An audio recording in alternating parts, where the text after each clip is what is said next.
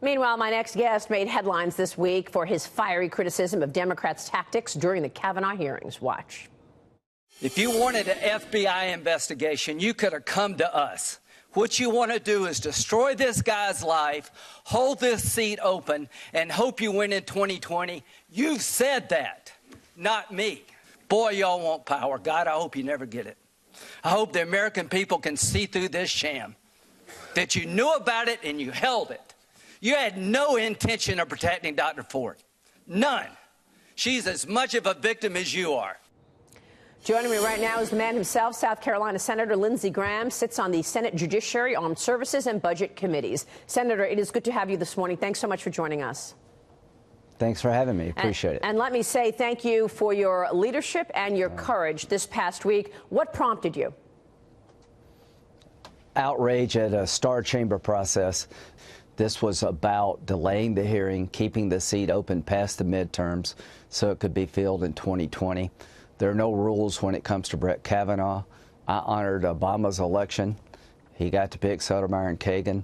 They do not want to honor President Trump's ability to pick a fine man. When Durbin told him, turn to Don McGahn if you're truly innocent, and asked for this to continue, that was a bridge too far. And I think I spoke in a way that a lot of Republicans, at least, could relate to. And I'm a bipartisan guy. I will continue to be.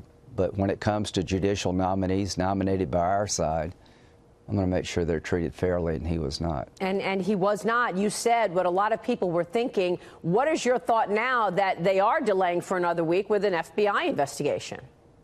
Here's what I would like your viewers to know. Jeff Flake has been a friend of mine for a very long time. Susan Collins, Murkowski, Lisa Murkowski are all fine senators. They want a supplemental FBI background investigation. The committee talked to the people named by Dr. Ford at being at the party.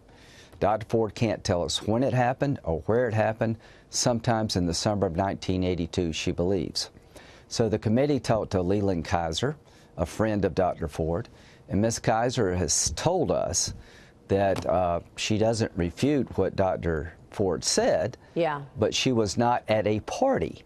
She doesn't know Brett Kavanaugh. So as to that aspect of the allegation by Dr. Ford, she is confused. Mark Judge said didn't happen. PJ said don't know what you're talking about.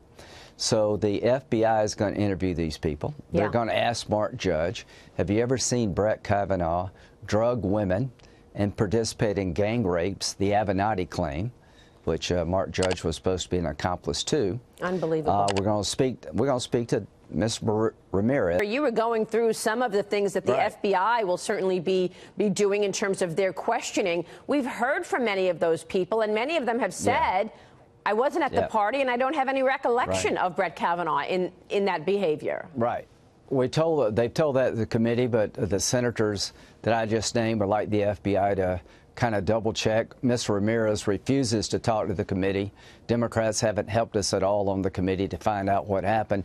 Her allegations would not be printed by the New York Times for a very good reason. We're going to vote this coming week. The FBI background supplemental investigation should be done early part of this week, Monday or Tuesday. Then we'll have a final passage vote later in the week. I'm highly confident he will be confirmed. He deserves to be confirmed. He's a good man. He's the best choice President Trump could have made, in my view. I did recommend him to President Trump. But I want to tell you what's going to happen next, if you'll allow. Please. Okay, here's what's going to happen. I'm going to ask Senator Grassley to get to the bottom of how this hearing process was so hijacked, the unethical aspects of it, the slash and burn aspects of it, the effort to delay it, to abuse, I think, Dr. Ford's trust. So let me tell you, we're going to start with the following concept. Dr. Ford said at the hearing that she did not know that the committee was willing to come to California and take her testimony in a private setting. Here's what she said. I just appreciate that you did offer that. I wasn't clear on what the offer was.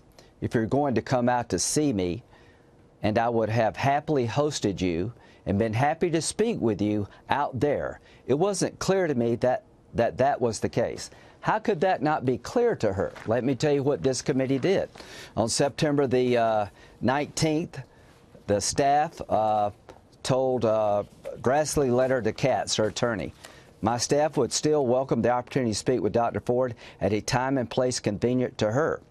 We also offered the committee investigators available to meet with Dr. Ford anywhere, anytime, if she would prefer to provide her testimony outside of a hearing setting. September 22nd, Judiciary staff email to the lawyers Katz and Bromwich.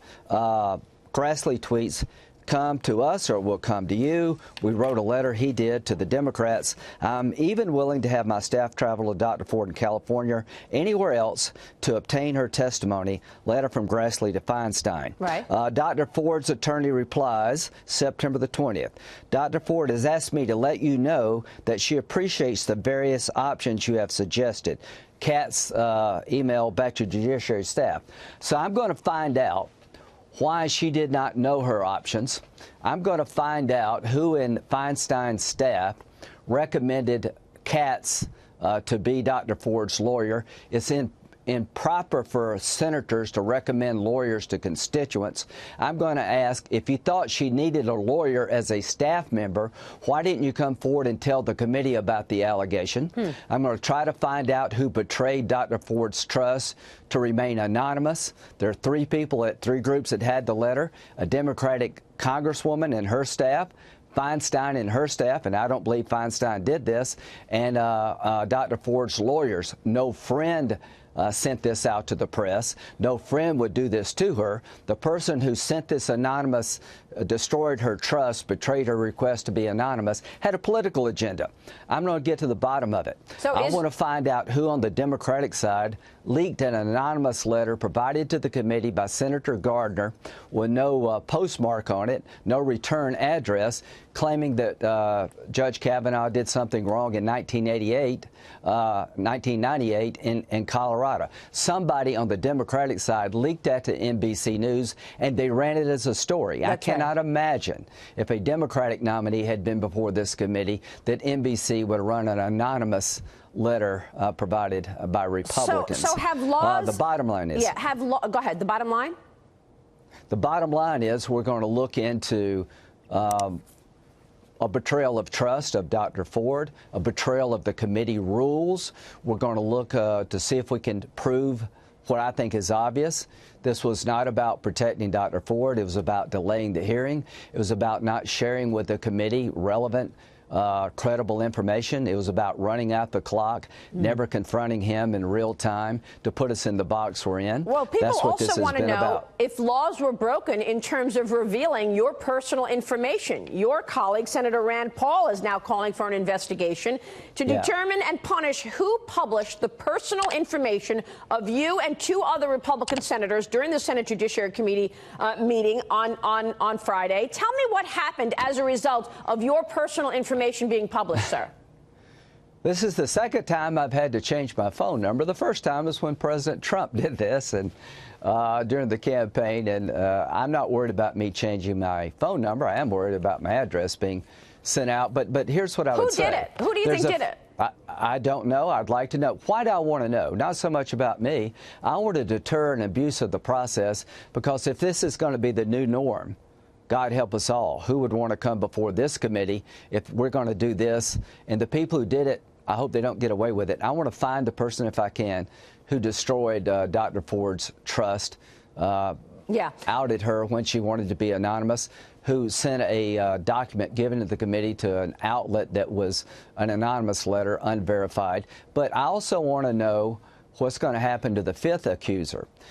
Senator Whitehouse got an accusation from a man in Rhode Island who said that a female friend of his was taken on a boat by Mark Judge, Brett Kavanaugh, and poorly treated. She told him about it. He went down to the dock basically and beat both of them up. I support an FBI look into that. Right. White House did the right thing. Senator, the guy recanted. I want him to be held accountable. We've got to do a better job of getting across that America is freedom. Freedom of speech. Freedom of religion. As for the enemies of freedom, those who are potential adversaries, they will be reminded that peace is the highest aspiration of the American people. We will sacrifice for it. We will not surrender for it now or ever. We are Americans.